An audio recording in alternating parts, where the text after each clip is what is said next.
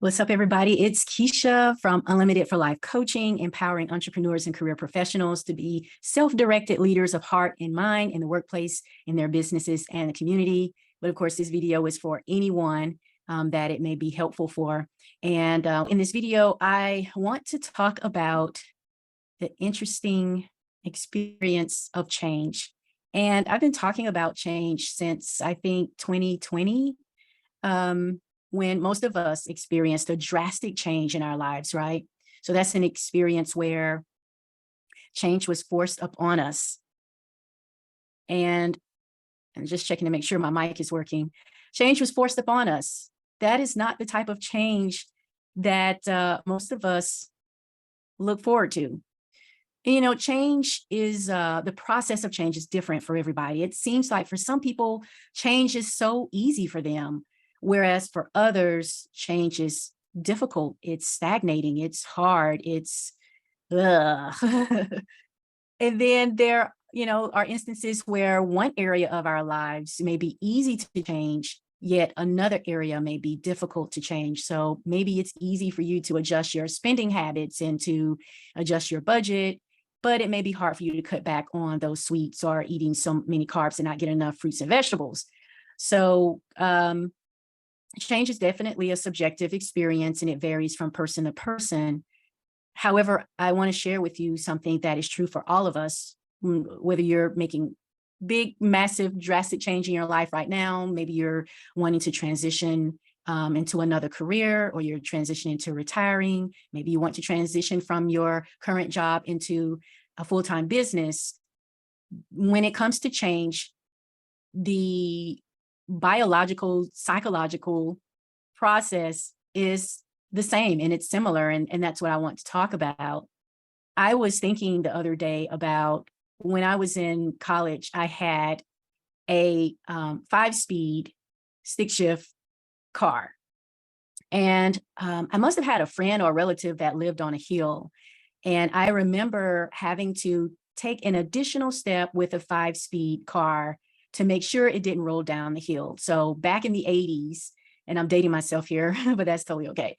Back in the 80s, when, 5-speed vehicles, you had you had the gear where you shifted, from 1 to 5, and then you had your reverse, and then you had your parking brake that was next to the gear shift. And, you would pull that brake for your regular parking, because if you didn't do that, then it was possible, even if you're on a flat surface, for the car to roll. So you had that handbrake or that parking brake right next to the gear shift. But there was also an additional brake. And this brake was underneath the dashboard, underneath the steering wheel, close to the clutch. And this was the emergency brake. And anytime I parked on a hill, I not only pull that parking brake, but I also press that emergency brake. And so, I would visit the relative or the friend. And of course, by the time I came back out, I would totally forget about the emergency brake. So I would get in the car, and because I'm on a hill, I'll let down the parking brake, get into first or reverse, and then, do my thing with the clutch and ease up off of the clutch, make sure I don't roll back too much, especially if there was a car parked behind me or if there's a car parked in front of me. You really had to be able to have that manual dexterity when it came to driving a 5-speed. But that by the time I pulled off, I would notice that the car wasn't driving quite right. Like it was dragging. It wasn't, no matter how much I shifted the gear to second or third and pressed on the gas, it wasn't accelerating properly. And then suddenly I would remember, oh yeah, I put on the emergency brake. Because you see, the emergency brake wasn't a regular routine. That was an occasional thing that I did when I parked on a hill. So of course I would release that emergency brake, and then the car would begin to accelerate the way it should. So what's my point here? Change can sometimes feel like you have the emergency brake pressed. It feels like the emergency brake is on. You're trying to move forward, but it feels like there's some resistance and some friction there that is preventing you from accelerating or moving forward in the pace that you desire. If you can relate to that, I'd like for you to comment in the comment section that for you, sometimes in your experience in this lifetime, when you tried to make change, it felt like maybe you had an emergency brake on. And I want to bring your attention to what that emergency brake could possibly be and why having a coach can be truly valuable for you when you are making change in your life, especially if you feel like the emergency brakes are on. So I'm here on Zoom for a reason, because I want to share this image with you. And I'm not going to go into too deep of a psychological scientific dive about it, but this illustrates our consciousness. And so you may have heard, or at least I remember hearing, maybe when I was in high school, maybe in college, that we only use 10% of our brain. And I used to think to myself, 10%? Where's the other 90%? Like, I want to learn how to use the other 90% of my brain so that I can do some awesome things, achieve some great things in life. And so this illustration here is showing us what that 10% is and what that 90% is. This is not actually our brains per se. This is our mind. And the mind is consciousness. It includes the brain, it includes the body, it includes the emotions, and there is a spiritual component of mind. So when we talk about mind, it is mind with a capital M.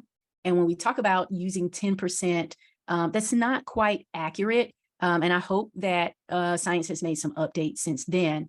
But if you look at this diagram, you'll see that it says at the top, conscious 10%. That's referring to the conscious mind. And the conscious mind is the part that we're most familiar with. When we are awake and alert and we're going about our day, we are using a significant percentage of that 10% of conscious mind. This is where we make our decisions. This is where we analyze situations. This is where we rationalize and where we make logical decisions. This is where we do our critical thinking. And of course, it mentions on this diagram, willpower. And we know, or maybe you don't know, but if you try to create change in your life using willpower alone, you will fail over and over and over again. So what tends to happen is that we try to make change using this 10% of our minds, this conscious mind, this thinking mind, this analytical, logical mind. However, there's a 90% portion of mind that we are actually using. It's just that we are not intentionally using it. And this is the subconscious mind. The subconscious mind contains our beliefs, our values, our emotions, our habits, and this is where imagination and intuition takes place. So when we're trying to create change and we're doing things from our conscious mind, we have this entire body of consciousness called the subconscious mind that contains aspects of us that are not part of the change-making process. And this is why it can feel like an emergency brake is pressed when we're trying to create change, because we're not using our full consciousness. So in a previous video, I talked about how beliefs come about. One way is that as little children, as babies, our parents pass down to us certain beliefs, and they pass these beliefs down to us by the way they respond to our questions or our requests or our demands. They form these beliefs through their actions and their behaviors. And, we're taking all of this in as little children. We're sponges. We don't, up until like the age of 7, this conscious mind is not fully formed. Everything is subconscious mind. So we're sucking in and absorbing their beliefs, their values, their emotions.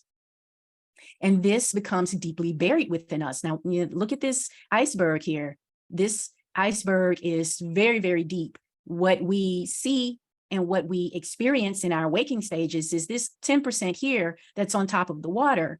But underneath that is all of this depth of beliefs, values, and emotions. And this is how we form our habits. And so this is a part of us. When I say subconscious, we are not fully aware of this part of ourselves. It takes a lot of deep inner reflection and inner work to sort out all of these beliefs and these values and these habits and patterns and being able to connect them to our emotions. it takes a lot of work. And trust me, I know I've done a lot of this work for many, many years. What coaches bring to the table is being able to see how these beliefs and values and emotions and habits are playing in your life in ways that you cannot see. And trust me, there are also people around you who are picking up on your beliefs and your values through their subconscious mind. However, they may not be tuned in enough or trained and skilled enough to be able to point out to you how this emergency brake is blocking you from moving forward. And this is where coaches come in and help you to see these things. These are in your blind spot. They're so normalized for you. It seems like it's normal until a coach asks you a question, and then it comes to light. It emerges from below the water to the surface into the conscious mind, where you are then able to analyze and further process how this belief, these values and emotions and habits maybe either totally have you dead in the water or have you dragging and lagging and not moving full speed ahead in the way that you may want. And the thing about change is that, sometimes it's hard for us to get started with change. So there may be several emergency brakes that are activated in the subconscious mind, and you need support in releasing all of those emergency brakes. And then there are times where, at the beginning, you get started, you get moving, and then all of a sudden within the process, sustaining that change, continuing to take action, all of a sudden you're going a little deeper into the subconscious mind. There are these, there's emergency brakes 2, 3 layers below. And so I like to say that coaching is like, 50, 60, 70 and deeper.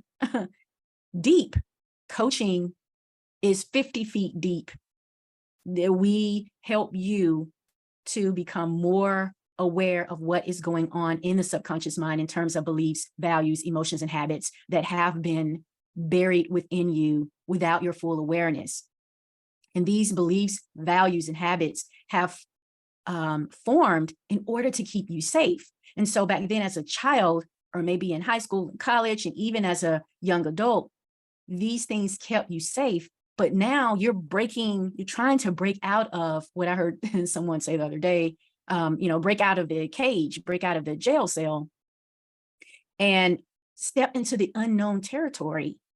Those beliefs are holding you back and saying, no, you got to stay safe. You don't need to go there. You're going to be hurt. There are lions and tigers and dragons and alligators out there. But those beliefs are not true. So they served you in the past, but they're not serving you in your present, and they're certainly not going to serve you in your future. And so you don't need to take them with you. And the thing is that we as human beings, very few of us take time to update our beliefs. Very few of us take time to update our values or to even question them and create new ones. And this is why coaching is 50, 60, 70, up to 100 feet and more deep. And this is why change can be challenging, because you have multiple emergency brakes that are slowing you down from taking action or sustaining action to achieve your goal. So I hope that you found this video to be helpful. Once again, if you did, I'd love to hear your comments and your feedback in the comments section, and share this video with someone if you think it'll be helpful to them.